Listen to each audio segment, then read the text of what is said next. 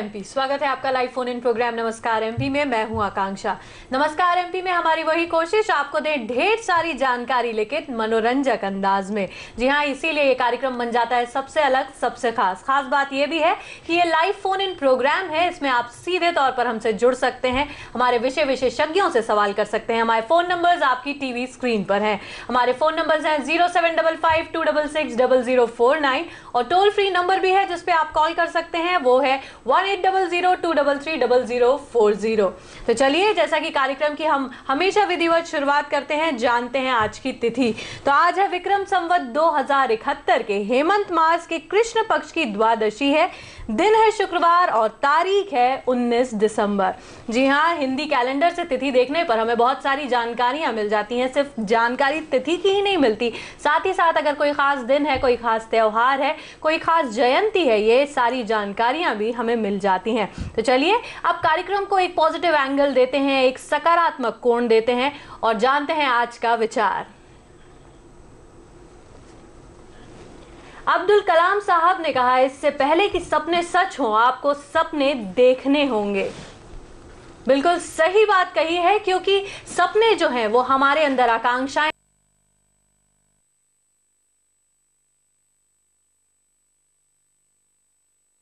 आपके अंदर ना इच्छाएं जागेंगी, ना सपने जागेंगे, ना आप आगे कुछ करने के जो आप कर सकें उसके धरातल पर देखिए। तो ये तो था आज का विचार। अब ये तो आज की बात हो गई, अब थोड़ा सा भूतकाल में जाते हैं, इतिहास के पन्ने पलटते हैं और जानते हैं आज क्या खास घटनाएं घटी थी आज के दिन में। आज के दिन सन 1860 को लॉर्ड डलहौजी, जो भारत के गवर्नर जनरल रहे हैं, उन्होंने अपनी अंतिम सांसें ली थी। आज ही के दिन सन 1984 में गुजराती कवि और ज्ञानपीठ सम्मान से सम्मानित उमाशंकर जोशी ने अपनी अंतिम सांसें ली थी। तो ये तो हमने जान लिया कि आज का दिन इतिहास में क्यों खास है, क्या खास घटनाएं घटी थी आज के दिन। अब बात करते हैं वर्तमान की, यानी आज की। आज क्या खास कार्यक्रम, हम खास कलाकारों से आपको मिलवाने वाले हैं, खास मेहमान से मिलवाने वाले हैं। तो सबसे पहले मिलवा दूं आज आपको आज के कलाकार से। तो आज हम आपको मिलवाने वाले हैं नवीन सक्सेना जी से। तो नवीन जी, आपका बहुत बहुत स्वागत है। नवीन जी से हम उनकी मधुर आवाज से आपको रूबरू कराएंगे और उनका साथ देंगे लोकेश दुबे जी, सिंध पर साथ में हैं जो। और आज का जो हमारा टॉपिक है, जिसमें आज की बात होगी, जिसपे हम आज चर्चा करने वाले हैं, वो है शैक्षणिक योजनाओं का निर्माण। और इस विषय पर चर्चा करने के लिए शेखर सराठे जी हमारे साथ मौजूद हैं, जो कि प्रोग्रामर कम ट्रेनिंग ऑफिसर हैं राज्य शिक्षा केंद्र भोपाल के। तो सराठे जी, आपका भी बहुत बहुत स्वागत है। तो सबसे पहले, जैसे कि हम कार्यक्रम की शुरुआत करते हैं और ईश्वर को सबसे पहले याद करते हैं, उनका आशीर्वाद लेते हैं, तो चलिए बढ़ते हैं नवीन जी की तरफ। तो नवीन जी, कौन सा भजन हम सुनने वाले हैं? मैं आपको एक भजन सुना रहा हूँ, हरिओम शरण जी का है जी। तेरा राम जी का। जी बिल्कुल।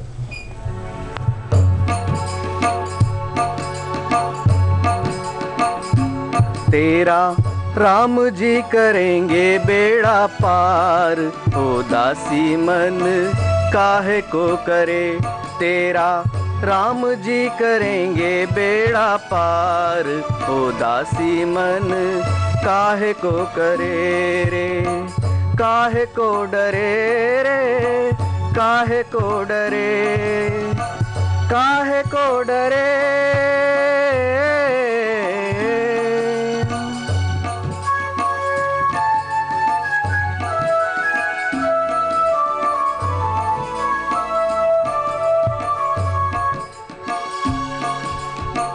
नैया तेरी राम हवाले, लहर लहर हरि आप संभाले।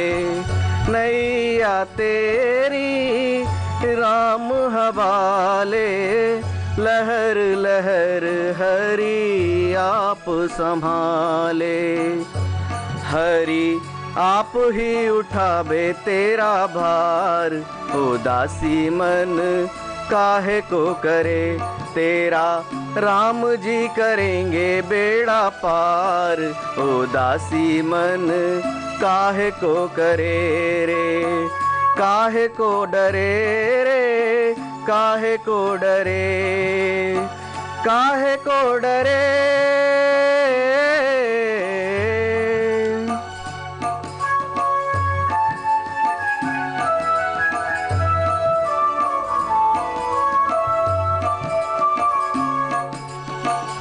काबू में मझधार उसी के, हाथों में पतवार उसी के। काबू में पतवार उसी के, हाथों में पतवार उसी के।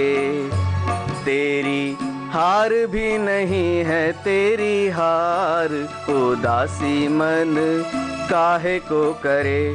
तेरा राम जी करेंगे बेड़ा पार, उदासी मन काहे को करे।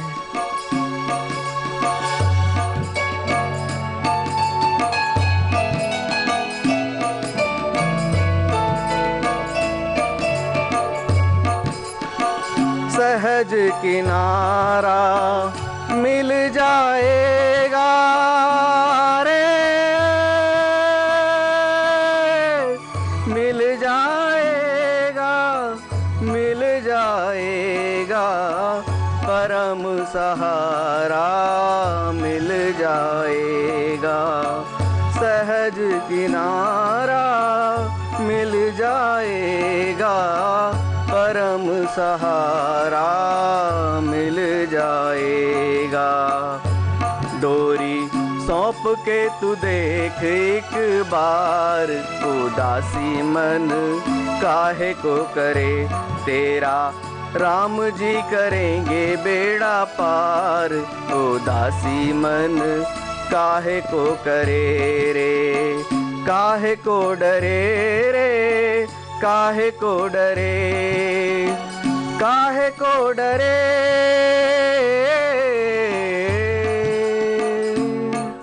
बहुत ही खूबसूरत भजन, राम जी करेंगे बेड़ा पार, उदासी मन काहे को डरे। बहुत ही खूबसूरत भजन, बहुत ही खूबसूरत आवाज और पूरा साथ दिया है लोकेश दुबे जी ने सिंध पर। आगे भी हम इनसे रूबरू होंगे, जानेंगे इनके म्यूजिकल सफर के बारे में, करेंगे ढेर सारी बातें सक्सेना जी से। लेकिन फिलहाल अभी बढ़ते हैं आज की बात की तरफ, जिसमें हम शैक्षिक योजनाओं के निर्माण के बारे में बात करने वाले हैं और शेखर सराठे जी हमारे साथ मौजूद हैं। तो सराठे जी, सबसे पहले जो दिमाग में सवाल आ रहा है वो यही आ रहा है कि शैक्षिक योजना है क्या? जैसा कि आपको बात है कि अगर सारी जगह में कोई भी काम अगर हम करना चाह रहे हैं, शुरुआत हम करना चाह रहे हैं, तो उसके लिए ज़रूरी है अगर उसके परिणाम अच्छे चाहिए। अगर हम चाहते हैं कि जिस काम को लक्ष्य हमारा है वो पूर्ति उसकी हो, तो उसके लिए एक प्रॉपर योजना बनाना बहुत ज़रूरी है। अगर योजनाबद्ध तरीके से कोई काम अगर शुरू किया जाएगा तो उसके परिणाम भी बहुत अच्छे ढंग से होंगे। उसी तरह शिक्षा विभाग में भी अगर आप अंदाज लगाएं कि सुदूर गाँव में बैठे हुए बच्चे और जो दूर स्कूलों पर बच्चे हैं या स्कूल हैं, उनके लिए कौन कौन सी सुविधाओं की आवश्यकता होगी। अगर हम राज्य स्तर पर बैठ के बात कर रहे हैं या हम भारत शासन के स्तर पर बैठ के बात कर रहे हैं, तो आखिर उस गांव से ऊपर तक बच्चों की जानकारियां और उनकी आवश्यकताएं कैसे मालूम चलेंगी। तो उसके लिए एक प्रॉपर पूरी योजना बनी हो, अच्छे ढंग से बनी हो और उसमें पूरे टाइम फ्रेम वगैरह का ध्यान रख के सारी चीज़ें करते हैं। तो जो शेड्यूलिंग योजना बनाने में किसी भी तरह के काम में अगर योजना जो बनाते हैं, उसी तरह शिक्षा की योजना भी इसी आधार पर बनती है कि उसमें कौन कौन सी हमें आवश्यकताएं हैं, क्या हमें सुविधा देना है। क्योंकि हमारा मूल उद्देश्य है कि 6 से 14 वर्ष के सभी बच्चे शालाओं में दर्ज हों और उनके जो सीखने का स्तर हो उनकी कक्षा के अनुरूप हो। तो ये जो मुख्य लक्ष्य है, इसके बाद सारी चीज़ें शुरू होती हैं कि अब हम इसको कैसे करेंगे, कहाँ करेंगे, कैसे हम उनके लिए संसाधन जुटाएंगे, कैसे हम इसकी व्यवस्थाओं को बना पाएंगे। जैसे आपने बताया कि सारे स्कूल्स कैसे आप डेटा कलेक्ट करते हैं, उसके बाद ये योजनाएं बनती हैं। अगर हम मध्य प्रदेश की बात करें तो 1 लाख से ऊपर स्कूल्स हैं यहाँ पर। हर एक स्कूल की अपनी एक ज़रूरत होती है, अपनी एक परेशानी होती है, हर बच्चे की अलग ज़रूरत। तो इतने सारे स्कूलों से आप कैसे इतना डेटा इकट्ठा करते हैं और किस तरीके से योजनाएं बनती हैं? ये बड़ा अच्छा प्रश्न आपका ये है इस बात को लेकर कि अगर मान लें अगर 80,000 से अधिक बसाटे हैं और वहाँ पर 1 लाख से ज़्यादा शालाएं हैं, अब उन शालाओं की सबकी आवश्यकताएं कैसे मालूम होती हैं। तो उसके लिए शाला स्तर पर हम लोगों का ये है कि हर वर्ष जो हम लोग स्कूल डेवलपमेंट प्लान बनाते हैं जी, शाला विकास योजना बनाते हैं, और शाला विकास योजना में गांव के सभी लोग जो जुड़े हुए थे, एसएमसी के मेंबर जो लोग जुड़े होते हैं, उनके साथ सहभागिता होती है। और उस शाला विकास योजना में हम 2 तरह की जानकारियों को उसमें समावेश करके और उस स्कूल डेवलपमेंट प्लान बनाते हैं और हर शाला की आवश्यकताओं को जानते हैं। आगे हम आपसे जानेंगे 2 कौन सी मतलब आप जो इम्पोर्टेंट डेटा लेते हैं, लेकिन अभी फिलहाल हमारे साथ एक कॉलर जुड़े हैं, संतोष मकवाना जी हैं उज्जैन से। संतोष जी, आपका बहुत बहुत स्वागत है। क्या सवाल करना चाहते हैं आप? जी संतोष जी, अपना सवाल पूछिए। मैडम, मैं पूछना चाहता हूँ जी जैसे शिक्षा के बारे में। जी, किसके बारे में? एक बार फिर अपना सवाल जरा रिपीट करें। शिक्षा के बारे में। शिक्षा के बारे में क्या सवाल करना चाह रहे हैं आप? आज हम लोग शैक्षिक योजनाओं के बारे में बात कर रहे हैं, हमारा विषय शैक्षिक योजनाएं हैं। तो आप वही शैक्षिक योजना के बारे में, क्या है योजना में समझ नहीं आया। जी जी सर, वो योजनाओं के बारे में ये बताइए शैक्षिक योजना क्या है मतलब। जी, शैक्षिक योजना का मतलब है कि शिक्षा हर बच्चे को सुलभ हो, उपलब्ध हो और हर उसके स्थान पर उपलब्ध हो। ऐसे बच्चे जो शालाओं से वंचित ना रहें, उनको अपने कक्षा के अनुरूप उनकी सीखने की क्षमता उनमें विकसित हो। अगर मान लें हम कक्षा 1 से बच्चा 8 तक पढ़ रहा है, तो अगर कक्षा 4थी में अगर वो पढ़ रहा है तो उसको 4थी की दक्षता आनी चाहिए और उसका शालाओं में निरंतरता उसकी बनी रहे। तो यानी हमारा जो मूल उद्देश्य है वो ये कि हर बच्चे को शिक्षा की सुविधा उपलब्ध कराना, और उसके लिए हम क्या कार्य योजना बनाएंगे, कैसे हम योजना बनाएं कि हर गांव के हर बच्चे को शाला में जाने की व्यवस्था हो और उनके लिए जो शिक्षा की उपलब्धता हो वो सुगम हो। जी, हम उम्मीद करते हैं संतोष जी आपको आपके सवाल का जवाब मिल गया होगा। आपका बहुत बहुत धन्यवाद। तो सराटे जी, जैसे कि हम बात कर रहे थे योजनाओं की कि कैसे बनती हैं, तो मैं थोड़ा सा प्रोसेस के बारे में जानना चाहूँगी कि पूरा प्रक्रिया किस तरह से क्या रहती है। जो हम लोग शिक्षा के संबंध में जब योजना बनाते हैं तो उसमें हर वर्ष हम लोग वार्षिक कार्य योजना बनाते हैं। जी, वार्षिक कार्य योजना का मतलब है कि हम लोगों ने किस तरह से अगले वर्ष काम करना है। इस वर्ष जो हमने योजना बनाई थी उस योजना में कहाँ कहाँ कमी रह गई और उसको फिर अगले वर्ष की योजनाओं को हमें किस तरह से बनानी है। जी, अब जब योजना बनाने बैठते हैं तो सबसे ज़्यादा जरूरी जो होता है वो ये कि शालाओं की जो जानकारी होती है वो एक डाइस फॉर्मेट होता है, जिसमें शाला के संबंध की सारी जानकारियों को इकट्ठा किया जाता है। जी, शाला से संबंधित जानकारी का मतलब होता है शौचालय की स्थिति क्या है वहाँ, बच्चों की संख्या कितनी है, शिक्षकों की संख्या कितनी है, ये सारी जानकारी जो शाला से संबंधित है। जी, अब बात ये आती है कि अगर हमने जो मूल उद्देश्य है वो ये है कि 6 से 14 वर्ष के सभी बच्चे शाला में जाएं, तो जो बच्चे शाला आ गए उनकी जानकारी तो हमको शाला से उपलब्ध हो जाती है। जी, लेकिन ऐसे बच्चे जो कभी शाला गए ही नहीं हैं, और वो हमारा एक बड़ा टारगेट ग्रुप होता है कि उन बच्चों को भी हमको शिक्षा की सुविधा उपलब्ध कराना है। तो उसके लिए हम लोग ग्राम शिक्षा रजिस्टर स्कूल चले हम कार्यक्रम के दौरान में अपडेट कराते हैं और हर घर घर जाके सर्वे करते हैं। जी, आपसे आगे भी इस प्रोसेस के बारे में जानेंगे कि किस तरह से गांव के लोग इससे जुड़ सकते हैं, लेकिन अभी एक कॉलर हमारे साथ जुड़े हैं। नंद स्वरूप मिश्रा जी हैं बाराबंकी उत्तर प्रदेश से। नंद स्वरूप जी, बहुत बहुत स्वागत है आपका। क्या सवाल करना चाहते हैं आप? नमस्ते मैडम। नमस्कार सर, मैं हूँ नंद स्वरूप मिश्रा, उत्तर प्रदेश बाराबंकी गाँव बसौली पड़ता है। मैं जानना चाहता हूँ कि जो स्कूल के बच्चों की संख्या होती है और टीचरों की संख्या बहुत कम होती है, तो मैं ये जानना चाहता हूँ कि एक टीचर के ऊपर कितने बच्चे होने चाहिए जिससे जो है उनकी पढ़ाई आसानी से वो कर सके और वो जो है अच्छी योग्यता से जो है शिक्षा प्राप्त कर सके। जी, इसके लिए जो आरटी का आपने सुना होगा, पूरे भारतवर्ष में ये लागू है। आरटी के संबंध में बच्चों के नाम बने हुए हैं, लगभग जैसे हर स्टेट ने अपने अपने हिसाब से उसमें बनाया है, लेकिन 30 से 35 बच्चों के बीच में एक शिक्षक होना चाहिए प्राथमिक स्तर पर, और 35 से 40 के बीच में एक शिक्षक होना चाहिए माध्यमिक स्तर पर। लेकिन ये विशेष ध्यान दिया जाता है कि हर शाला में कम से कम 2 शिक्षक प्राथमिक स्तर पर हों और 3 शिक्षक माध्यमिक स्तर पर हों। तो नंद स्वरूप जी, हम उम्मीद करते हैं आपको आपके सवाल का जवाब मिल गया होगा। आपका बहुत बहुत धन्यवाद, आपने हमें कॉल किया। जैसे कि नंद स्वरूप मिश्रा जी ने जो सवाल उठाया कि कितने शिक्षक होने चाहिए कितने बच्चों पे, लेकिन हम बहुत सारे ग्रामीण और सुदूर इलाकों में देखते हैं कि शिक्षकों की बहुत कमी रहती है। तो उसके लिए क्या कर रहे हैं हम लोग और किस तरीके से योजनाएं बनाई जा रही हैं? उसमें अभी जो चल रहा है कार्यक्रम, उसमें जो आरटी लागू है, आरटी का मतलब है कि इसमें शिक्षा का अधिकार अधिनियम है, उसमें सभी बच्चों के लिए कौन कौन सी शालाओं में सुविधा होना चाहिए उसकी बात होती है, और बच्चों के लिए शिक्षकों की आवश्यकता कितनी होगी जी, वो सब चीज़ें उस आरटी अधिनियम के अंतर्गत लागू है। और उस अधिनियम में सबसे पहले तो ये देखा जाता है कि अभी जो आपने प्रोसेस की बात की, तो हमारे यहाँ लगातार शिक्षकों का टेस्ट लेकर और उनको भर्ती करने की प्रक्रिया चल रही है जी। तो जहाँ तक हो सकेगा जितने भी शिक्षकों की भर्ती होनी थी या उनके आगे प्रमोशन होने थे, उसकी कार्यवाही चल रही है, और साथ में उनके भरने की प्रक्रिया भी चल रही है जी।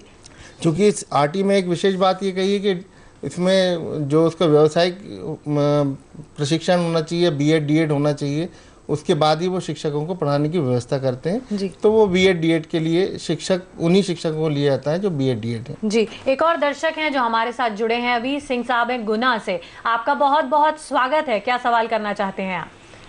प्रेम जी, क्या सवाल करना चाहते हैं आप? आपका बहुत बहुत स्वागत है। मैं प्रेम सिंह दांगी हूँ, खरिया दांगी से जी। हाँ, मेरा सवाल मैडम ये है कि हमारे स्कूल में मतलब 10वीं तक स्कूल है हमारे गाँव में जी जी। हाँ, और प्राइमरी में तो अभी शिक्षक आ गए हैं, लेकिन मिडिल स्कूल में अभी कम से कम 5-6 साल से शिक्षक नहीं है, और एक हेडमास्टर है सर जी।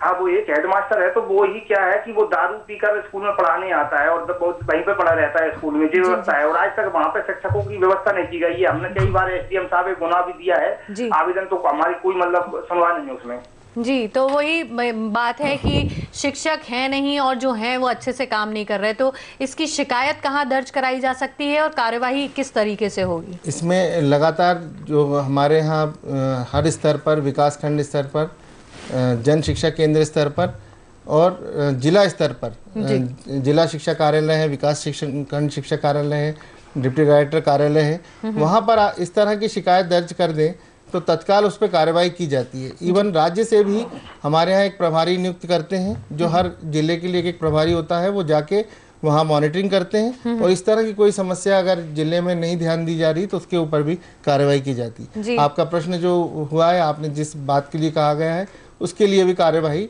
उसमें निश्चित की जाएगी। प्रेम जी, हम उम्मीद करते हैं आपको आपके सवाल का जवाब मिल गया होगा। आपका बहुत बहुत धन्यवाद कि आपने हमें कॉल किया। तो सराटे जी, जैसे कि बात चल रही थी योजनाओं की, तो ये किस कक्षा से किस कक्षा तक बनाई जाती हैं ये योजनाएं? योजना तो वैसे 1 से 12 तक की सभी शिक्षा की अगर बात करते हैं तो उसमें करते हैं, लेकिन राज्य शिक्षा केंद्र या स्कूल शिक्षा विभाग में जो 1 to 8 तक के लिए हम लोग काम कर रहे हैं। योजना जो हम बात करते हैं वो है सर्व शिक्षा अभियान की योजना, जो कक्षा 1 से कक्षा 8 तक के लिए लागू होती है। कक्षा 1 से 8 तक। तो और ये क्या सिर्फ सरकारी स्कूलों के लिए है कि सारे स्कूल? हाँ, क्योंकि हम लोग सर्व शिक्षा अभियान की बात करते हैं तो उसमें जहाँ तक सुविधाएं देने की बात होती है, तो कक्षा 1 से 8 तक के जितने भी शासकीय शाला हैं उनकी हम सुविधाएं उनको सही ढंग से मिल जाए, उन शालाओं के लिए हम काम करते हैं। एक और दर्शक हमारे साथ जुड़े हैं, प्रसन्न जी हैं सिवनी से। तो प्रसन्न जी, आपका बहुत बहुत स्वागत है। क्या सवाल करना चाहते हैं आप? जी, आपका बहुत बहुत स्वागत है, अपना सवाल करिए। सर से मैं ये क्वेश्चन पूछना चाहूंगा। जी जी, पूछिए सर। मैं क्वेश्चन करना चाहूंगा कि शिक्षकों की कमी स्कूल में है, मगर उन्हीं शिक्षकों के द्वारा अन्य स्कूल का काम भी लिया जाता है, तो क्या कोई ऐसा विभाग नहीं बनना चाहिए स्कूल में कि वो अन्य काम कर सके, जिससे कि शिक्षा का स्तर सुधर सके? जी जी सर, आपका प्रश्न तो सही है, और इसमें कई बार ऐसा होता है, जबकि आरटी में ये लागू है कि अगर चुनाव और जो आवश्यक काम है उनको छोड़ के किसी भी काम में शिक्षकों को नहीं लगाया जाएगा, और उसके लिए लगातार कार्यवाही की जाती है। अगर कोई ऐसी जगह मिलती है कि चुनाव के अलावा लगाया जाता है तो उस पर राज्य शासन से तत्काल उस पर कार्रवाई करने के लिए निर्देश होते हैं और उन पर काम किया जाता है। आपका बहुत बहुत धन्यवाद चौरसिया जी, आपने हमें कॉल किया, हमसे फ़ोन किया, और हम उम्मीद भी करते हैं कि आपको आपके सवाल का जवाब मिल गया होगा कि कोशिश पूरी की जा रही है कि शिक्षकों को सिर्फ इलेक्शन ड्यूटी के अलावा और कोई ऐसा काम ना दिया जाए जिससे कि उनकी शिक्षा देने की जो है काम, उसमें कोई भी बाधा आए। तो हम उम्मीद करते हैं आपको आपके सवाल का जवाब मिल गया होगा। अब हम वापस अपने टॉपिक पे आते हैं। हम बात कर रहे हैं शैक्षिक योजनाओं के बारे में। स्कूल से विकासखंड, विकासखंड से जिले और जिले से राज्य तथा राष्ट्र की शिक्षा योजना का निर्माण। ये इतना लंबा जो प्रोसेस होता है तो इसमें टाइम भी बहुत लगता होगा सर, तो कितना हम टाइम मान के चलेंगे, कितना टाइम लग जाता है और कैसे संभव हो पाता है? टाइम लगने, चूँकि कंप्यूटर का युग है और इसलिए जो आप जिस तरह के प्रोसेस की बात कर रही हैं, तो शालाओं के संबंध की बात करें उसके पहले मैं ये बात करना चाहूँगा कि एक आपका उसमें बात छूट गई कि शालाओं के अलावा भी, चूँकि योजना की बात कर रहे हैं तो पूरे शिक्षा योजना की बात है जी। जो शाला बच्चे जा रहे हैं वो भी, जो बच्चे शाला नहीं गए हैं या बीच में पढ़ाई छोड़ दी है वो भी जी, तो उन सब बच्चों की बात होती है। तो जो हमारे शिक्षा योजना बनने का काम शुरू होता है वो स्कूल चले हम कार्यक्रम हमारे यहाँ होता है जी, और उसमें हम घर घर सर्वे करते हैं। तो घर घर सर्वे का मतलब है जितने भी लोग हैं, वॉलेंटियर हैं, ग्राम के लोग हैं जी, जो बच्चे शालाओं में पढ़ रहे हैं उनके माता पिता हैं, विलेज एजुकेशन कमेटी के लोग हैं और आंगनवाड़ी की जो कार्यकर्ता है वो, इस तरह के एक पूरा समूह गांव का होता है जो स्कूल चले हम कार्यक्रम के दौरान घर घर सर्वे करते हैं जी।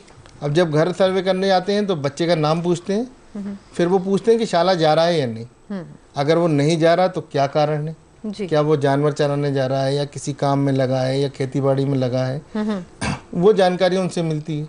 तो जो हमारी योजना बनने का काम है वो गांव स्तर में घर से जाके बच्चे के नाम से पूछने से शुरू हो जाता है जी। उन सब जानकारियों को कंप्यूटर में जब वो बच्चों की जानकारियाँ होती हैं वो सारी एक गांव स्तर पर प्रपत्र 3 बनाया था हमारे यहाँ, वो एजुकेशन पोर्टल है हमारे यहाँ, उसमें हम उसकी एंट्री करते हैं जी। तो गांव के बच्चों की, सभी बच्चों की जानकारी और उनकी आवश्यकताएं वो हम पोर्टल पर डाल देते हैं जी। पोर्टल पर डालने के बाद जो ये तो हो गई पूरे उन बच्चों की जो शाला जा रहे हों या नहीं जा रहे हों जी, लेकिन शाला से संबंधित क्या क्या आवश्यकता है उसकी जानकारी हम डाइस से मिलती है। तो एक तरह से बच्चों की जानकारी और स्कूल की जानकारी, जब दोनों जानकारी जुड़ जाती है तो वो बनती है हमारी ग्राम की शिक्षा योजना जी। और ग्राम की शिक्षा योजना बनती है, उसी तरह जन शिक्षा केंद्र पर उन सारी जानकारियों को जब हम एकत्रित करते हैं तो वो बनती है जन शिक्षा केंद्र की योजना। सारे जन शिक्षा केंद्र अपनी योजनाओं को जब विकास खंड पर लाते हैं तो वो बनती है विकास खंड की शिक्षा योजना, इसी तरह जिला की शिक्षा योजना और उसके बाद राज्य की शिक्षा योजना। मतलब स्टेप बाय स्टेप हम बढ़ते जाते हैं एक के बाद। तो इसका मतलब ये है कि गांव के स्तर पर घर पे जब हम लोग जाते हैं तब से हमारी योजना बनने का काम प्रारंभ हो जाता है। मतलब एक बहुत ही छोटे स्तर से शुरू होकर काम राज्य तक पहुंचता है, तो बड़ा अच्छा है। बहुत लंबा प्रोसेस है, बहुत सारे लोग लगते होंगे इसमें, जैसे कि आपने बताया घर घर जाते हैं लोग और डेटा इकट्ठा करते हैं। तो ये लोगों का सिलेक्शन किस तरह होता है या फिर इन्हें ऐसे ही रखा जाता है? मतलब उस सिलेक्शन में उन लोगों का जानना चाह रही हूँ जो घर जाके डेटा इकट्ठा करते हैं। इसमें मुख्य रूप से हमारे जो जैसे एक बसाठ है उसमें 2-3 स्कूल हैं, तो उनमें सारे जो शिक्षक हैं वो मिलके अपने परिवारों जितने भी होते हैं उस गांव में परिवार हैं उनके घर को डिसाइड कर लेते हैं और उन जगह पर हर घर पे उनके लिस्ट बना लेते हैं कि कौन कौन सी घर हैं जिनमें किन किन को जाना है सर्वे करने। तो शिक्षकों के अलावा आंगनवाड़ी के कार्यकर्ता, अगर वीईसी के कोई मेंबर हैं जो इसमें एक्टिव हैं, काम करना चाहते हैं, वो लोग जुड़ते हैं और इस तरह से मिलके सारे लोग साथ जो सर्वे का काम शुरू होता है उस समय हम लोग गर्मी के समय में ही काम को करते हैं जी। जैसे अभी आपने बात करी थी ऑनलाइन सुविधाओं की, पोर्टल की बात करी आपने, तो क्या कोई ऐसा पोर्टल है जहां पर अगर हम हमारे जैसे आजकल देखते हैं हम ऑनलाइन लोग बहुत बैठते हैं, डेटा इकट्ठा करने की कोशिश करते हैं, जानकारी लेने की कोशिश करते हैं, तो कोई ऐसा राज्य शिक्षा केंद्र का पोर्टल है जिससे कि जानकारी जा सके? हाँ, ये राज्य शिक्षा केंद्र का एक बहुत बड़ा पोर्टल है और जिसको लगातार बहुत सारे पुरस्कार भी मिले हैं और उसमें सारी जानकारियों का संधारण होता है। उसमें जितने भी तरह की योजनाएं शिक्षा से संबंधित चलती हैं उन जानकारियों का उसमें समावेश होता है। इसी की तरह भारत शासन के स्तर पर डाइस का डाटा पूरे पोर्टल होता है जिसमें डाइस से संबंधित यानी शालाओं से संबंधित भारत के किसी भी शाला की जानकारी उस डाइस के सॉफ्टवेयर में या पोर्टल पर मिल जाती है। तो आप अगर दर्शकों कोई जानकारी लेना चाहते हैं इस एजुकेशन पोर्टल से तो हमारी टीवी स्क्रीन पर ये पोर्टल का address, website address, portal address flash किया जा रहा है जो है www.educationportal.mp.gov.in है। तो आप इस पे साइट पर जाकर पूरी इंफॉर्मेशन ले सकते हैं, योजनाओं के बारे में जान सकते हैं और जैसा कि सर बता रहे हैं अगर आपके मन में कोई भी जिज्ञासा, ऐसा सवाल पूछे जा सकते हैं क्या इस पोर्टल पे? पोर्टल पे सवाल तो नहीं क्योंकि उसमें पूरी इन्फॉर्मेशन सीधे हैं तो आपको उसमें देख सकते हैं और इसके अलावा भी अगर आपको लगता है तो उसमें सारे कॉन्टेक्ट नंबर लिखे हुए हैं उस व्यक्ति से संबंधित, चाहे वो अगर गर्ल्स एजुकेशन से संबंधित पूछना चाहते हैं तो वो उनसे वो सीधे बात करके और जानकारी ले सकते हैं। जी, बहुत बहुत धन्यवाद। एक सवाल ये आता है कि जैसे कि हम विकास की योजनाएं बना रहे हैं, तो जो बच्चे शाला नहीं पहुंचते, जो स्कूल नहीं पहुंचते, जो जाते ही नहीं है स्कूल, उनके लिए किस तरीके से योजनाएं बनती हैं और उन्हें स्कूल तक लाने के लिए क्या प्रयास किए जाते हैं? अब जब योजना हम बनाने निकले हैं तो हमारा जो मूल उद्देश्य है वो 6 से 14 वर्ष के सभी बच्चों को शालाओं में जाना चाहिए जी। तो जब हम सर्वे करने जाते हैं तो वहाँ पर ये मालूम चलता है कि ये बच्चा, उसका नाम पूछा, फिर वो कभी शाला नहीं गया जी। नहीं गया, तो अगर वो नहीं गया कभी तो इसका मतलब वो नेवर एनरोल्ड की श्रेणी में आता है। तो हमारे लिए उसका अलग से एक फॉर्मेट होता है जी। और उस फॉर्मेट पे लिख देते हैं कि किस कारण से वो उसने शाला कभी गया ही नहीं। क्या उसके लिए वो शाला दूर थी इसलिए नहीं गया, या उसकी कुछ पारिवारिक स्थिति ऐसी थी कि वो नहीं गया। तो वो जानकारी जो हम है उस पत्र में भर लेते हैं। तो ये तो हो जाती है नेवर एनरोल्ड की बात जी। दूसरी फिर जानकारी अगर हम बात करने जाते हैं और पता लगता है वहाँ पर कि बच्चे ने बीच में पढ़ाई छोड़ दी जी, जैसे तीसरी तक पढ़ा था और 2 साल तक फिर उसने पढ़ाई नहीं करी, कहीं बाहर चला गया था या छोड़ दिया था, तो ऐसा बच्चा एक ड्रॉप आउट की श्रेणी में आता है जी। तो जो RTE लागू है उसमें ये कहा गया है कि बच्चा अगर उसकी एज मान लो 10 साल का बच्चा हो गया है, हमारे हिसाब से उसको 4थी कक्षा में जाना चाहिए जी।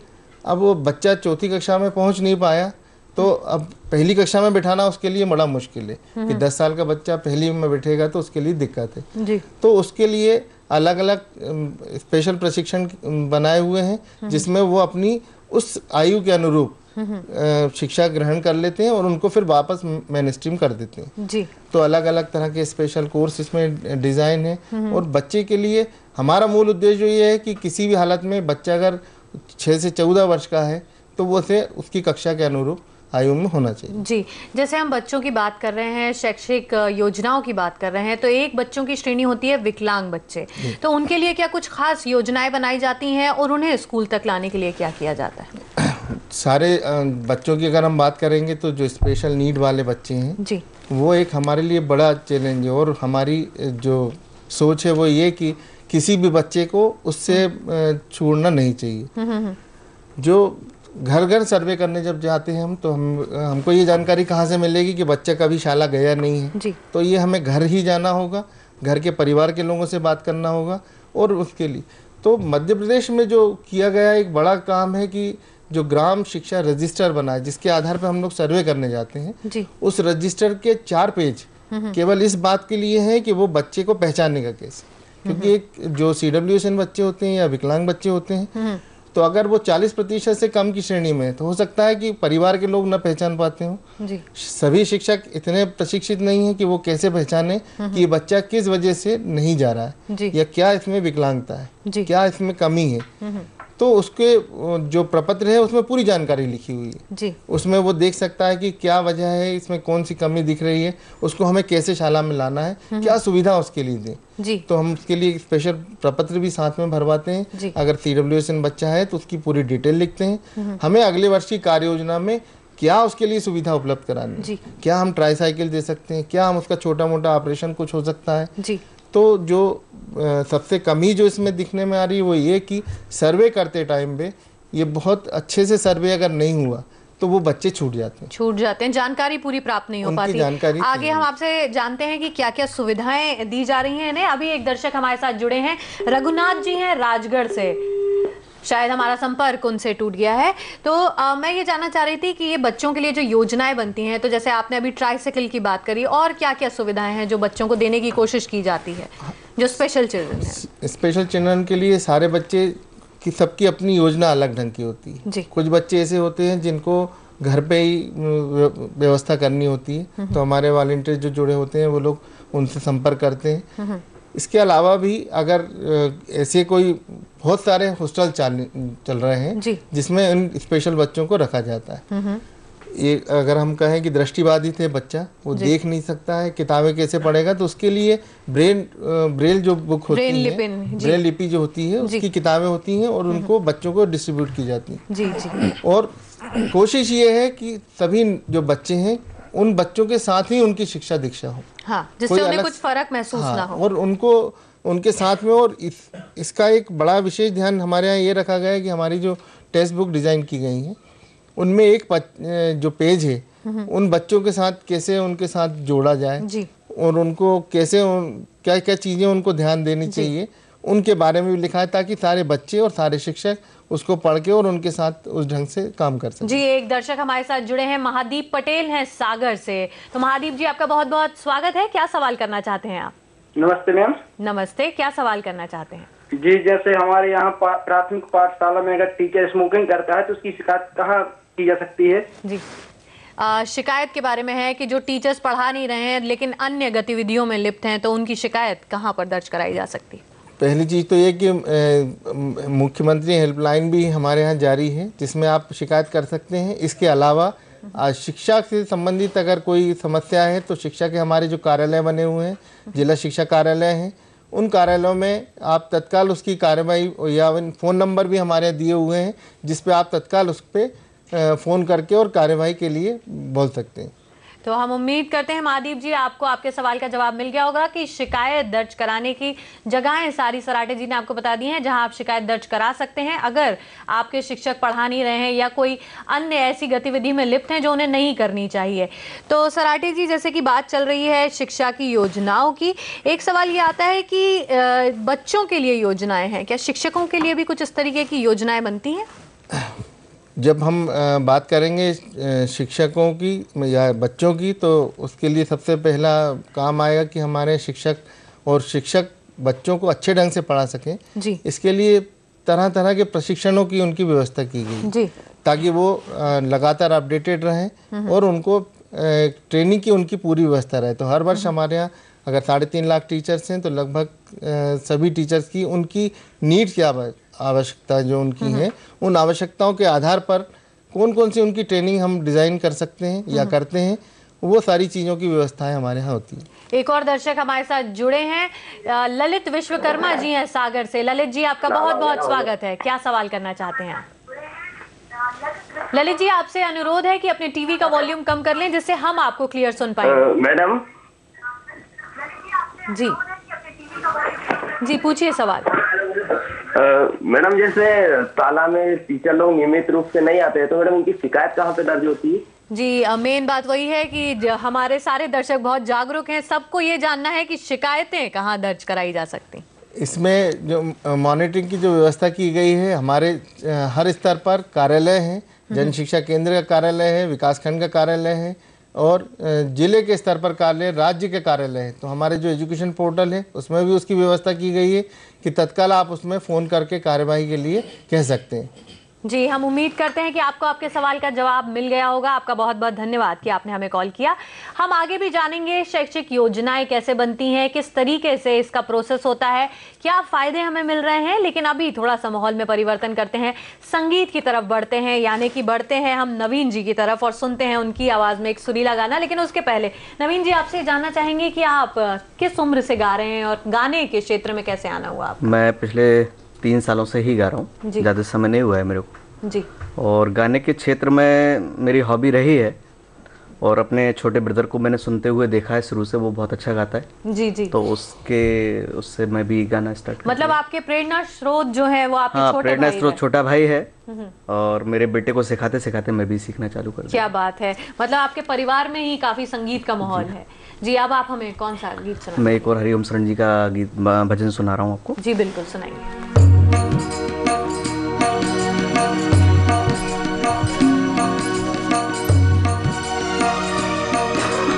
दाता एक राम भिखारी सारी दुनिया, दाता एक राम भिखारी सारी दुनिया, राम एक देवता पुजारी सारी दुनिया, पुजारी सारी दुनिया, दाता एक राम भिखारी सारी दुनिया, दाता एक राम।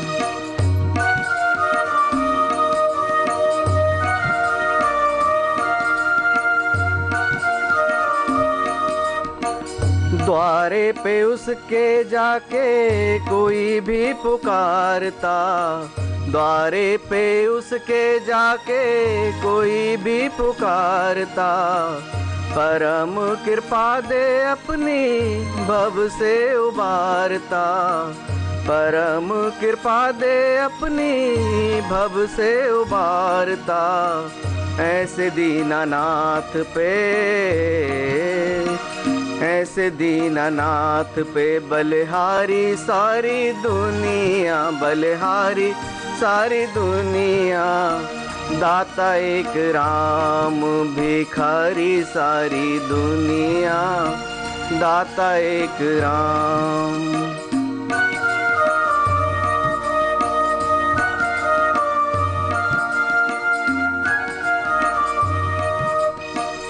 दो दिन का जीवन प्राणी कर ले विचार तू, दो दिन का जीवन प्राणी कर ले विचार तू, प्यारे प्रभु को अपने मन में निहार तू, प्यारे प्रभु को अपने मन में निहार तू, बिना हरि नाम के,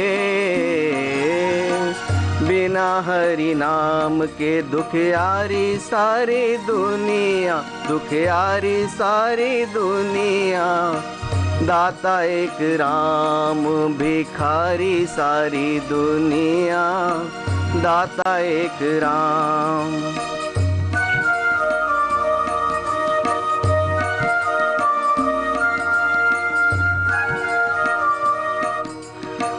नाम का प्रकाश जब अंदर जगाएगा, नाम का प्रकाश जब अंदर जगाएगा, प्यारे श्री राम का तू दर्शन पाएगा, प्यारे श्री राम का तू दर्शन पाएगा, ज्योति से जिसकी है,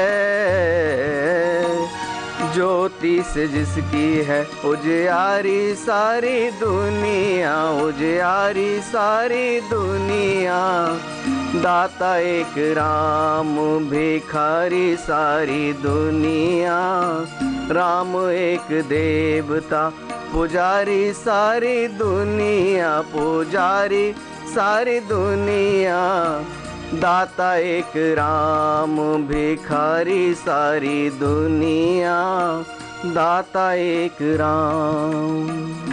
दाता एक राम भिखारी सारी दुनिया, बहुत ही अच्छे शब्द, बहुत ही अच्छा भजन, बहुत ही अच्छी आवाज़ और पूरा पूरा साथ लोकेश जी दे रहे हैं सिंध पर। तो एक सवाल नवीन जी ये आता है आप हमारे दिमाग में, जैसे आपने बताया कि आपके परिवार में ही संगीत का बहुत माहौल है, आपके छोटे भाई गाते हैं, आप अपने बेटे को संगीत सिखा रहे हैं, तो परिवार के सहयोग को कितना अहम मानते हैं आप? परिवार का सहयोग बहुत ज़रूरी है जी। बिना परिवार के सहयोग के आप जो है अपनी किसी भी हॉबीज़ को या उसको आगे नहीं बढ़ा सकते। तो आप इसे जो सिंगिंग है उसे एज अ हॉबी कंटिन्यू करना चाह रहे हैं कि आप आगे सोचते हैं कि सीरियसली इसको लेना है? सिर्फ एक हॉबी है मेरी, एक हॉबी के तौर पर आप लेना चाह रहे हैं। आगे भी आपसे करेंगे बातचीत। अभी हम सराठे जी की तरफ बढ़ते हैं, बात कर रहे हैं हम शैक्षिक योजनाओं के बारे में। तो सराठे जी एक सवाल ये आ रहा है कि शैक्षिक योजनाएं गांव के, मोहल्लों के, समाज के, क्या समाज भी कुछ सहयोग दे सकता है? क्या उसकी कुछ सहभागिता हो सकती है यहाँ पर? समाज की सहभागिता के बिना इतना बड़ा काम अगर हम करना चाह रहे हैं तो ये संभव ही नहीं है जी। तो उसमें सबसे बड़ी बात तो यही है कि अगर समाज का हम सहयोग लेना है तो उनको जोड़ना भी जरूरी है जी। तो जैसे शिक्षा विभाग में हमारे यहाँ SMC का निर्माण किया जाता है, यानी शाला की एक समिति बनती है और समिति में जो बच्चे पढ़ रहे हैं उनके पेरेंट्स होते हैं जी। तो वो लोग सब मिलके बच्चों की पढ़ाई किस तरह से हो रही है उसकी पूरी व्यवस्थाएं देखते हैं और सारी चीज़ें उनके साथ जुड़ी रहती हैं जी। अब उनको जोड़ने के साथ साथ जैसे हमारे सर्वे का काम होता है तब भी हम लोग चाहते हैं कि इन्वॉल्व होंगे वो, और इसके अलावा परिणाम जब उनके आते हैं, बच्चों के जो भी इवोल्यूशन होता है उनका, बच्चों का स्तर कैसा चल रहा है उसके संबंध में भी निर्देशित किया गया है कि वो पेरेंट्स से उनसे बात करेंगे जी। और साथ ही जो हम लोग बात करते हैं कि अगर सहयोग लेने की जी, तो शिक्षा विभाग के में भी इस तरह की बात अगर होती है कि अगर कोई, जैसे हम योजनाओं में शासन की तरफ से जो भी राशि उपलब्ध होती है या जैसी सुविधा होती हैं, उसके अलावा भी उपहार योजना के रूप में हम लोगों ने एक पोर्टल पर बना रखा है। जी, आपने बात करी विद्यालय उपहार योजना, तो उसके बारे में थोड़ा विस्तार से बताएं। विद्यालय उपहार योजना का जो उद्देश्य था वो इस बात को लेकर था कि जैसे कोई भी व्यक्ति जो शासकीय शालाओं में पढ़े हों या अपने गांव, उस गांव की शालाओं के संबंध में कोई व्यक्ति सीधा और किसी सामग्री को देना चाहता है जी। इसमें ये प्रावधान किया गया है कि जो शालाओं की आवश्यकताएं हैं वो पोर्टल पर दर्ज कर दी जाती हैं। जैसे लगभग 1 लाख से ज़्यादा शालाएं हैं, तो सब शालाएं अपनी जो उनकी आवश्यकता है उनको प्राथमिकता के क्रम में पोर्टल पर दर्ज कर देते हैं। जी, हम आगे जानते हैं विद्यालय उपहार योजना के बारे में और विस्तार से। अभी एक दर्शक हमारे साथ जुड़े हैं, गोविंद जी हैं नसरुल्लागंज से। गोविंद जी, आपका बहुत बहुत स्वागत है। क्या सवाल करना चाहते हैं आप? नमस्कार मैडम। नमस्कार जी, पूछिए आपका सवाल। मैडम, मेरा सवाल है, जो सरकारी टीचर हैं वो स्कूलों में पढ़ाने के बजाय घर पर ही कोचिंग क्लासेस लगाते हैं जी। तो क्या सरकार उन पर ऐसा कोई प्रतिबंध नहीं लगा सकती कि जिससे वो कोचिंग क्लास ना लगाए और स्कूल में ही पढ़ाएं? जी, कोचिंग जहाँ ये नियम की बात जहाँ तक हम करते हैं तो इसमें ये प्रावधान ये है कि 10 से जब भी शालाओं के समय है उसमें तो वो बच्चों को शालाओं में पढ़ाना ही है जी। और इसके अलावा भी उसमें अगर कोई ऐसी शिकायतें मिलती हैं तो उस पर तत्काल कार्यवाही करने की व्यवस्था शासन की तरफ से होती है। और अगर ऐसा लगता है कि वो केवल उस दिशा में ही काम कर रहे हैं और स्कूलों में ध्यान नहीं दे रहे हैं या नहीं पढ़ा रहे हैं तो उसकी शिकायतों के लिए भी हमारे यहाँ कार्यालय हैं, हमारे यहाँ के प्रभारी होते हैं। हाँ जी, और राइट टू एजुकेशन एक्ट में भी शायद इस चीज की मना है जी। तो हम उम्मीद करते हैं कि गोविंद जी आपको आपके सवाल का जवाब मिल गया होगा कि स्कूल मतलब पढ़ाने का जो स्कूल का टाइम है उनका टीचर्स का, वो पाबंदी से उन्हें जाना चाहिए स्कूल और वहाँ पढ़ाना चाहिए। और अगर वो स्कूल के टाइम में नहीं पढ़ा रहे हैं तो ये बिल्कुल शिकायत दर्ज कराने की बात है। और राइट टू एजुकेशन एक्ट जो है उसके में भी इस चीज़ की बिल्कुल मनाही है। तो आपका बहुत बहुत धन्यवाद कि आपने हमें फ़ोन किया, हमें कॉल किया, हमसे सवाल किया। अब हम जैसे कि बात कर रहे थे विद्यालय उपहार योजनाओं के बारे में, तो आप उसके बारे में सर बता रहे थे। तो विद्यालय उपहार योजना में जो एजुकेशन पोर्टल है हमारा, उसमें एक फोल्डर बना हुआ है जिसमें विद्यालय उपहार योजना है। तो उसमें सारी शालाओं की आवश्यकताएं दर्ज है। अब जैसे हम लोग योजना बनाने की जब बात करते हैं तो योजनाओं में जो भी भारत शासन से और राज्य शासन से राशि मिलती है उसके आधार पर हमारे शिक्षा विभाग में पूरा कार्य चलता है। इसके अलावा भी बहुत सी शालाओं की अपनी आवश्यकता होती है।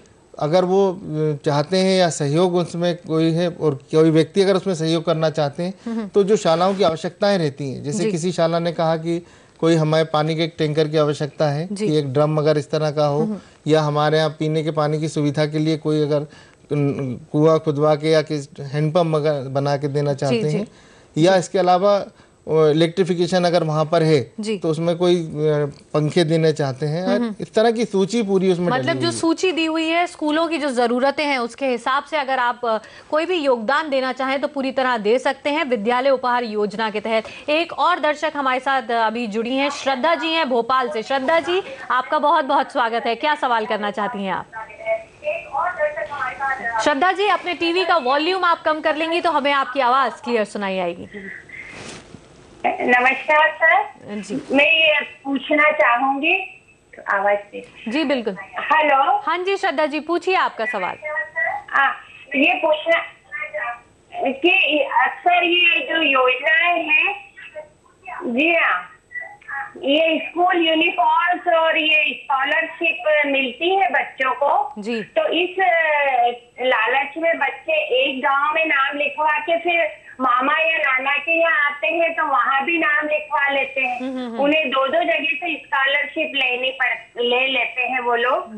तो उसके लिए क्या किया जाए जी? इसके लिए हमारे यहाँ अभी जो चल रहा है कि हम इसको यूनिक बच्चों के नाम पोर्टल पे दर्ज करा रहे हैं। अगर कहीं ऐसी स्थिति दिखती है कि वो बच्चों को अब चूँकि जैसे यूनिफॉर्म देने की बात करते हैं या कोई स्कॉलरशिप देने की बात करते हैं तो बच्चों के लगातार खाते खोले जा रहे हैं और उनके खाते में वो दर्ज किया जाता है जी। एक और हाँ जी बताइए सर, बताइए। तो उसी तरह पोर्टल पे इसके लिए व्यवस्थाएं की जा रही हैं कि लगातार ऐसा ना हो और बच्चे 3-3 जगह नाम लिखाकर उसका, क्योंकि कहीं ना कहीं से जो दूसरा बच्चा वंचित है उसको ये समस्या हो जाती है कि उसको वो नहीं मिल पाता। इसलिए आवश्यक है कि बच्चों के लिए इस ध्यान को देने के लिए उनके यूनिक की आईडी की व्यवस्था की जा रही है। तो आपको श्रद्धा जी आपके सवाल का जवाब मिल गया होगा कि यूनिक आईडी की व्यवस्था की जा रही है, जिसमें बच्चे को जो दिया जा रहा है उसकी पूरी इंफॉर्मेशन रखी जाती है और पता रहता है कि किस बच्चे को क्या दिया जा रहा है, जिससे कि जो जरूरतमंद बच्चे हैं उन तक सामग्री पहुंच सके। ऐसा ना हो कि एक ही बच्चा सारी चीजें ले रहा हो। एक और हमारे दर्शक हैं जो अभी हमारे साथ जुड़े हैं, धनराज जी हैं होशंगाबाद से। धनराज जी आपका बहुत बहुत स्वागत है, क्या सवाल करना चाहते हैं आप? हाँ नमस्ते मैम। जी नमस्ते। मैं हेमराज बकोरिया बोल रहा हूँ होशंगाबाद जिले से। जी जी। मेरा सवाल ये है कि हमारी लड़की है, मुकबदिर है वो जी, उसको हम पढ़ाना चाहते हैं, तो सरकार की तरफ से उसको पढ़ाने के लिए निःशुल्क व्यवस्था हो जाएगी? अगर हो जाएगी तो कौन कौन से शहर में मतलब उसके लिए स्कूल व्यवस्था है, थोड़ा पता ही बताएं। जी बिल्कुल।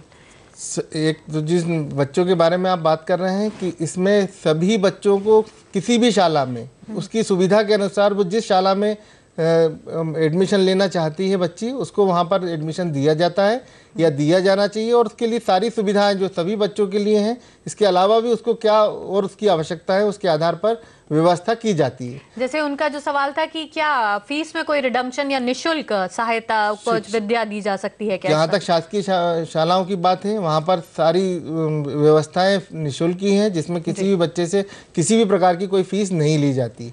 तो हम उम्मीद करते हैं आपको आपके सवाल का जवाब मिल गया होगा कि आप अपनी बेटी को बिल्कुल पढ़ा सकते हैं। गवर्नमेंट स्कूल्स में अगर आप जाएं, वहां की अगर हम बात करें तो वहां निःशुल्क सुविधाएं ही दी जाती हैं। और किस किस जिले में या कोई स्पेसिफिक जगहें हैं जहां पर इन बच्चों के लिए शालाएं हैं, उसका भी सभी जगहों पे बच्चे के जो जगह है उसके से ही नज़दीक में जितनी भी सुविधा हो सकती है, मध्य प्रदेश के किसी भी स्थान पर बच्ची कहीं भी पढ़ रही हो, आरटी के तहत उस बच्ची को वहाँ पर पढ़ाने की व्यवस्था कराना शासन की जिम्मेदारी है।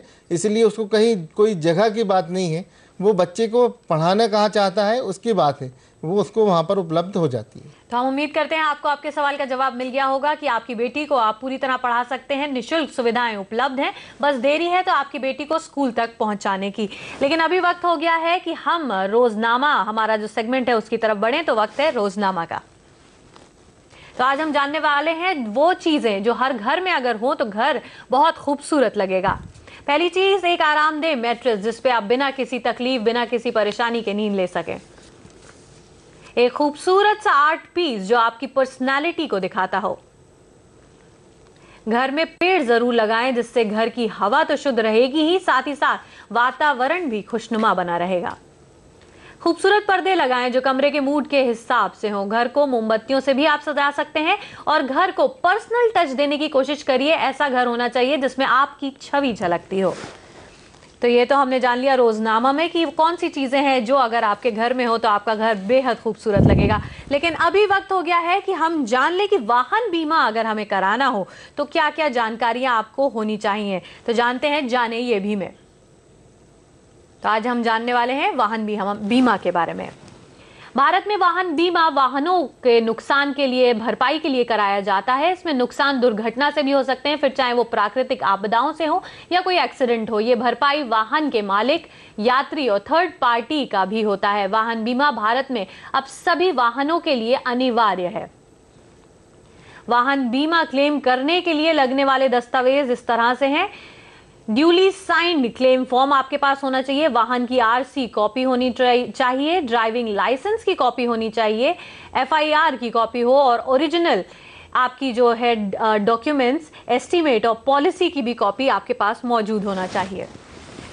भारत में होने वाले 3 तरह के जो वाहन बीमा होते हैं, एक होता है प्राइवेट बीमा, एक होता है 2 व्हीलर बीमा और एक होता है कमर्शियल वाहन का बीमा। तो ये तो हमने जाना वाहन बीमा के बारे में कि आपके पास क्या क्या जानकारियां होनी चाहिए। एक हमारे साथ दर्शक मौजूद हैं जो जुड़ चुके हैं हमारे साथ। प्रदीप जी हैं पन्ना से, वो कुछ सवाल करना चाहते हैं आज जो हम विषय पे चर्चा कर रहे हैं उसके बारे में। जी प्रदीप जी, आपका बहुत बहुत स्वागत है, क्या सवाल करना चाहते हैं आप? नमस्कार सर जी। मेरा सवाल है कि अगर बच्चों को कोई नई योजना आती है तो प्राप्त कहाँ से कर सकते हैं? जी, योजनाओं की जानकारियां कहाँ से मिल सकती हैं? यूँ तो हमारे यहाँ सारे प्रचार प्रसार जो भी होता है उसमें पोस्टर बैनर भी लगाए जाते हैं, पेपरों में भी उसको दिया जाता है। इसके अलावा हमारा एजुकेशन पोर्टल जो है वो किसी भी कोने पे बैठकर उस पोर्टल पे एक फोल्डर बना होता है, उसमें सारी योजनाओं की जानकारी होती है। तो हम उम्मीद करते हैं आपको आपके सवाल का जवाब मिल गया होगा प्रदीप जी कि पोर्टल जो बना हुआ है एजुकेशन साइट, जो अभी आपको फ्लैश भी किया गया था, हम आपको एक बार फिर से दिखा देते हैं। पोर्टल का एड्रेस क्या है, उस पर आपको सारी योजनाओं की जानकारी सिर्फ एक क्लिक पे मिल जाएंगी और आप सारी योजनाओं के बारे में जान सकते हैं सिर्फ घर पर बैठे ही। हमारे एजुकेशन पोर्टल का एड्रेस इस तरह से है www.educationportal.mp.gov.in पर। इस पे आप मध्य प्रदेश में चल रही सारी शिक्षा योजनाओं के बारे में जान सकते हैं। तो जैसे कि हम बात कर रहे हैं शैक्षिक योजनाओं के बारे में, तो ये एक चीज आती है कि बहुत सारे युवा बहुत चाहते हैं काम करना, शिक्षा के क्षेत्र में काम करना, तो वो लोग किस तरीके से जुड़ सकते हैं? जहाँ तक हम लोग स्कूल चले, हम कार्यक्रम के दौरान में भी सभी युवाओं को कहा गया था कि वो लोग उसमें जुड़ेंगे जी। और शिक्षा एक ऐसी चीज़ है कि कहीं भी बैठकर और आपको एक दान के रूप में काम कर सकते हैं कि कोई भी बच्चा अगर आपको दिखता है, स्ट्रीट चिल्ड्रन दिखता है, अगर आपको लगता है कि कोई ऐसे बच्चे हैं जिनका परिवार नहीं है और वो कहीं सर्वे में छूट गए हों, या ऐसे बच्चे जो स्टेशन पे घूमते हैं, या ऐसे बच्चे जो फुटपाथ पे रहते हैं या दुकानों के बाहर रहते हैं, ऐसे कोई भी बच्चा अगर आप ये प्रण कर लें कि मैं इस बच्चे को शाला तक पहुंचा दूंगा, तो बाकी हमारी शासन और पूरी व्यवस्था इस बात से जुड़ी है कि अगर बच्चा जुड़ जाता है, शाला में आता है, तो उसके लिए हम क्या क्या काम कर सकते हैं। बहुत ही अच्छी बात कही सराटे जी आपने कि आपको जरूरत है तो सिर्फ जागरूक होने की, बच्चों को शालाओं तक पहुंचाने की। आगे का काम तो सब कर ही रहे हैं, लेकिन जरूरत है तो उन्हें सिर्फ शालाओं तक पहुंचाने की। तो एक जैसे बात चल रही थी, जो बच्चे हैं, गरीब तबके के बच्चे हैं, उनके लिए क्या कुछ खास योजनाएं चल रही हैं जो स्कूल आए, जो अफोर्ड नहीं कर पाते फीस भरना या यूनिफॉर्म? जो हम लोगों ने योजना बनाने शुरू किया है, अगर जब शिक्षा की योजना बनाते हैं तो उसमें देखेंगे आप, तो अभी धीरे धीरे कारणों में परिवर्तन आया जी। पहले ये कारण बहुत से होते थे कि बच्चों के पास कुछ व्यवस्थाएं नहीं है, तो शासन ने जैसे व्यवस्था की कि मध्याह्न भोजन की व्यवस्था हुई कि बच्चे के खाने की फिक्र खत्म हो, उसको पौष्टिक खाना मिलेगा तो वो मिले। इस तरह अगर उसको लगता है कि यूनिफॉर्म की वजह से बच्चे शाला नहीं जा रहे हैं, तो शासन की तरफ से यूनिफॉर्म की व्यवस्था हुई। ऐसी जगह जहाँ पर बच्चे दूर शालाएं हैं और बड़े बच्चे हैं और उनको जाने में दिक्कत है, तो साइकिल की व्यवस्था की गई जी। शासन की तरफ से फ्री टेक्स्ट बुक है, स्कॉलरशिप्स हैं जी। तो इस तरह की सारे इंसेंटिव उन गरीब बच्चों के लिए ही हैं कि वो बच्चे शालाओं से जुड़ सकें और निरंतर उस शालाओं में वो रह के अपना अध्ययन कर सकें। तो दर्शकों, आप सुन ही रहे हैं कि पूरी तरह से प्रयास किए जा रहे हैं कि बच्चे शालाओं में आए, शिक्षा ग्रहण करें और देश की प्रगति में अपना हाथ बटा सकें। एक और दर्शक हैं हमारे साथ जुड़े हैं, अमित जी हैं छिंदवाड़ा से। अमित जी, आपका बहुत बहुत स्वागत है। क्या सवाल करना चाहते हैं आप? जी अमित जी सवाल कीजिए। सवाल मध्याह्न भोजन के बारे में जानना चाहते हैं। मध्याह्न भोजन की जो आपकी स्कीम चल रही है उसके बारे में थोड़ी जानकारी चाहते हैं जी। प्रश्न क्या है उसमें? मध्याह्न भोजन से उनकी मध्याह्न भोजन की योजना क्या है, किस तरीके से चल रही है शालाओं में, उस बारे में थोड़ा सा डिटेल में बता दीजिए। यूँ तो मध्याह्न भोजन शालाओं में, सभी शालाओं में बच्चों को दिया जाता है दोपहर का भोजन के रूप में, और उनके समय सारणी बनी हुई है और उसका भोजन का दिया हुआ है कि कौन कौन से दिन में उन्हें क्या क्या भोजन देना है। पौष्टिकता का उसमें ध्यान रखा जाता है, उसकी लगातार मॉनिटरिंग सतत रूप से की जाती है और निरंतर सारी शालाओं में वो जारी है जी। सर, ये तो हम लोग शैक्षिक योजनाओं के निर्माण के बारे में बात कर रहे हैं। अब थोड़ा सा मैं आपसे कुछ ये सवाल करना चाहूँगी कि संगीत का क्या आप शौक रखते हैं? संगीत में तो मुझे गजल बहुत पसंद है, भजन मैंने सुनी लिए, बहुत अच्छे लगे मुझे। क्या बात है। तो चलिए अब आपको गजल भी सुनवा देते हैं। तो नवीन जी, आप अब हमें क्या गजल एक सुना सकते? जरूर, मैं एक गजल सुनाता हूँ। बिल्कुल जी।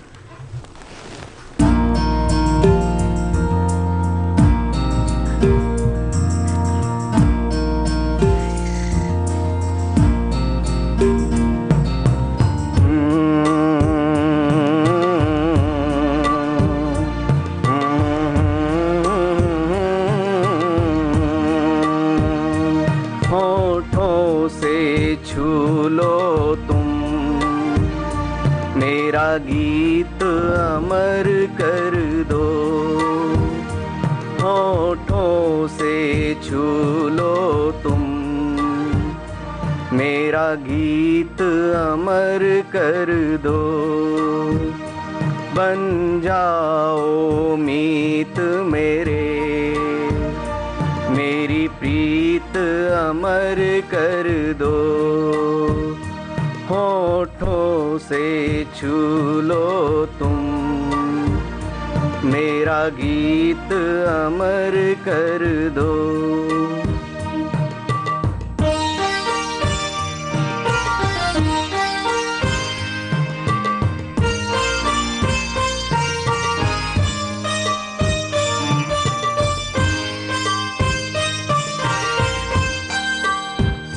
ना उम्र की सीमा हो, ना जन्म का हो बंधन, ना उम्र की सीमा हो, ना जन्म का हो बंधन।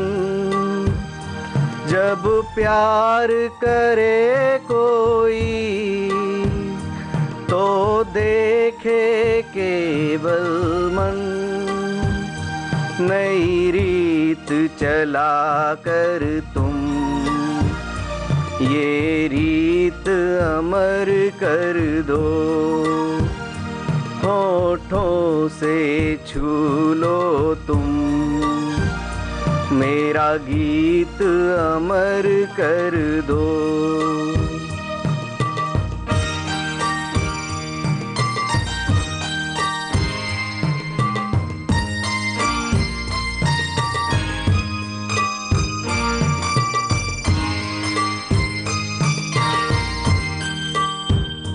आकाश का सूनापन मेरे तन्हा मन में, पायल छनकाती तुम, आ जाओ जीवन में, सांसें देकर अपनी, संगीत अमर कर दो, होठों से छू लो तुम, मेरा गीत अमर कर दो।